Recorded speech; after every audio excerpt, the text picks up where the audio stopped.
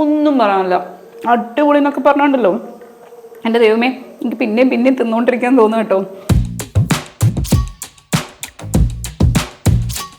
Hi, ഇന്ന് ഞാൻ നിങ്ങൾക്ക് കാണിച്ചു തരാൻ പോകുന്നത് ഈ ചോറിൻ്റെ കൂടെയൊക്കെ ഒഴിച്ചു കൂട്ടാൻ പറ്റിയ ഒരു എന്താ പറയുക ഫിഷ് മാംഗോ കറിയാണ്.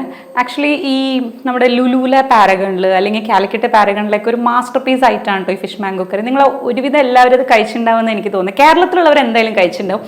അപ്പോൾ നമ്മൾ ക്രിസ്മസ് മെനുവിൽ ആ ഫിഷ് മാംഗോ കറി നമുക്ക് ഉണ്ടാക്കിയാലോ. അപ്പോൾ നമ്മുടെ ചട്ടി നല്ല ചൂടായിട്ടുണ്ട്. വെളിച്ചെണ്ണ ഒഴിക്കുക. എണ്ണ ചൂടായി കഴിയുമ്പോൾ ഇതിനകത്തോട്ട് ഒരു സവോള, ഇഞ്ചി ഇതുപോലെ നീളത്തിലരിഞ്ഞത്, പച്ചമുളക്, കുറച്ച് വെളുത്തുള്ളിയും ഇതുപോലെ തന്നെ നീളത്തിലരിഞ്ഞത്. പിന്നെ ഞാൻ എപ്പോഴും പറയുന്ന പോലെ സവോള ഇട്ട് കഴിയുമ്പോൾ നമ്മളെപ്പോഴും ഇച്ചിരി ഉപ്പ് ഇടുക.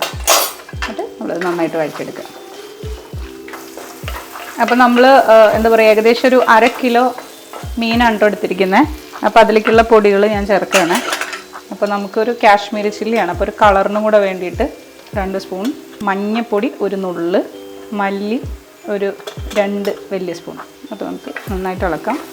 പിന്നെ ഞാൻ സ്ഥിരം പറയുന്ന പോലെ ഈ പൊടികൾ ഇട്ട ഉടനെ തന്നെ നമ്മൾ കറിവേപ്പില. ആ സമയത്ത് വരുന്ന മണം ഒരു വേറെ മണമാണ്, നമുക്ക് ശരിക്കും ഫീൽ ചെയ്യാൻ പറ്റും. നമ്മൾ വെറുതെ ഇതിൻ്റെ കൂടെ കറിവേപ്പില ഇടുമ്പോൾ നമുക്ക് ഈ സ്മെല്ല് കിട്ടത്തില്ല. നമ്മൾ ഈ എന്താ പറയുക പൊടികൾ ഇട്ടിട്ട് അതിനകത്ത് കറിവേപ്പില ഇടുമ്പോഴാണ് അതിൻ്റെ സ്മെല്ല് വരുന്നത്. അപ്പോൾ ഈ സമയത്ത് നമ്മൾ ഇതിനകത്തോട്ട് ഇങ്ങനെ നീളത്തിൽ മുറിച്ച് വെച്ചിരിക്കുന്ന തക്കാളിയും പിന്നെ കുറച്ച് മാങ്ങ, കുറച്ച് മതിയേ. ഇത് പുളി കൂടുതൽ വേണമെന്നുള്ളൊരു പുളി ഇട്ടോളൂ. നമ്മൾ ചോറിൻ്റെ കൂടെയാണ് കഴിക്കുന്നതെങ്കിൽ നിങ്ങൾക്ക് ഈ പുളി നന്നായിട്ട് ചേർക്കാം. പക്ഷെ നമ്മൾ അപ്പത്തിൻ്റെ കൂടെയോ അല്ലെങ്കിൽ പൊറോട്ടയുടെ കൂടെയൊക്കെ കഴിക്കണമെങ്കിൽ നമുക്ക് അത്രയും പുളി ആവശ്യമില്ല. അപ്പോൾ ചോറിൻ്റെ കൂടെ കഴിക്കുന്നവർ പുളി ഇട്ടോ, അല്ലാത്തവർ ഇനി അതല്ല ചപ്പാത്തിയുടെ കൂടെ പുളിയോട് കൂടി കഴിക്കാൻ ഇഷ്ടമുള്ളവർ മാങ്ങ കൂടുതൽ ഇട്ടോട്ടോ. എനിക്ക് ചപ്പാത്തിയുടെ കൂടെയൊക്കെ അല്ലെങ്കിൽ പൊറോട്ടയുടെ കൂടെ അപ്പത്തിൻ്റെ കൂടെയൊക്കെ കഴിക്കുമ്പോൾ അത്ര പുളി ഇഷ്ടമല്ല. അതുകൊണ്ട് ഞാൻ കുറച്ച് മാങ്ങ ഇട്ടിട്ടുള്ളൂ. അപ്പം നിങ്ങളുടെ പുളിയുടെ അനുസരിച്ച് നിങ്ങൾ മാങ്ങ ഇടുക. അപ്പോൾ ഇപ്പോൾ ഇതിലേക്ക് നമ്മൾ ഏകദേശം 1 കപ്പ് വെള്ളം ചേർത്ത് കൊടുക്കുക കേട്ടോ. അപ്പോൾ ഞാൻ ഇതിലേക്ക്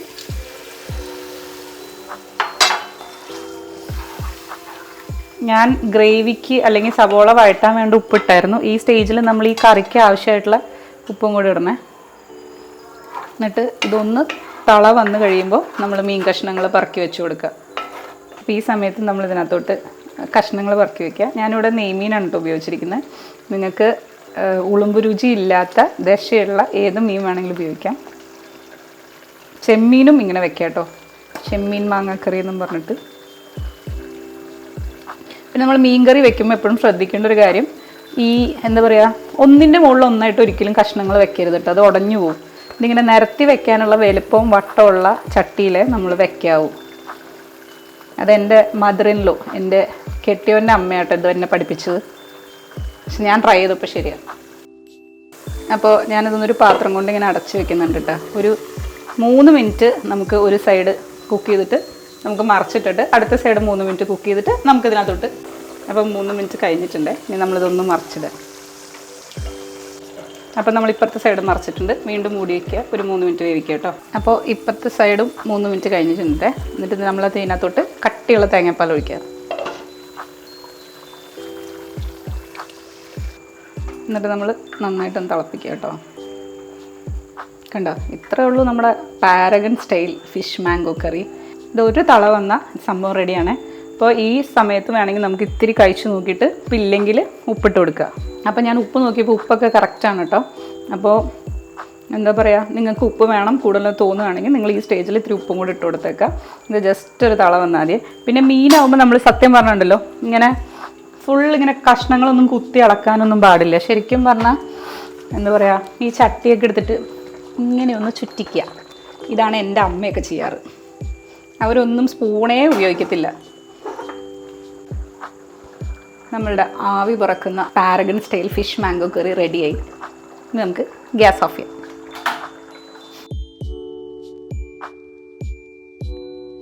അപ്പോൾ നമ്മൾ പൊറോട്ടയുടെ കൂടെ ഇട്ടുന്നത് ടേസ്റ്റ് ചെയ്യുന്നത്.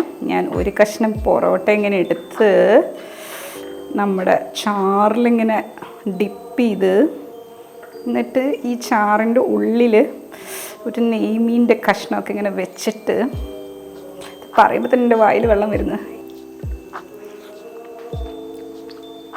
ഒന്നും പറയാനില്ല, അടിപൊളി എന്നൊക്കെ പറഞ്ഞുണ്ടല്ലോ. എൻ്റെ ദൈവമേ, എനിക്ക് പിന്നെയും പിന്നെയും തിന്നുകൊണ്ടിരിക്കാൻ തോന്നുന്നു കേട്ടോ. നമ്മൾ ഫുഡ് കഴിച്ചിട്ട് കരയാന്നൊക്കെ പറയുന്നുണ്ടെങ്കിൽ ഇങ്ങനെ ആയിരിക്കും. അതായത് ടേസ്റ്റ് കൊണ്ട് ഈ ആനന്ദാശ്രു എന്നൊക്കെ പറയില്ലേ, പൊളിയാണ് മോനെ, പൊളി. അപ്പോൾ നിങ്ങൾ ഡെഫിനറ്റ്ലി ഇത് ട്രൈ ചെയ്ത് നോക്കണം. ഞാൻ വെറുതെ പറയാമല്ലോ, ഭയങ്കര ടേസ്റ്റാണ്. നിങ്ങൾക്കിത് ചോറിൻ്റെ കൂടെയോ അപ്പത്തിൻ്റെ കൂടെയോ എന്തിൻ്റെ കൂടെ വേണമെങ്കിലും കഴിക്കാം. This is really amazing. So നിങ്ങളുടെ ക്രിസ്മസ് മെനു നിങ്ങൾ ഇപ്പം തന്നെ സേവ് ചെയ്ത് വെക്കാം. അപ്പം അടുത്തൊരു അടിപൊളി ഡിഷായിട്ട് വരുന്നത് വരെ ബൈ.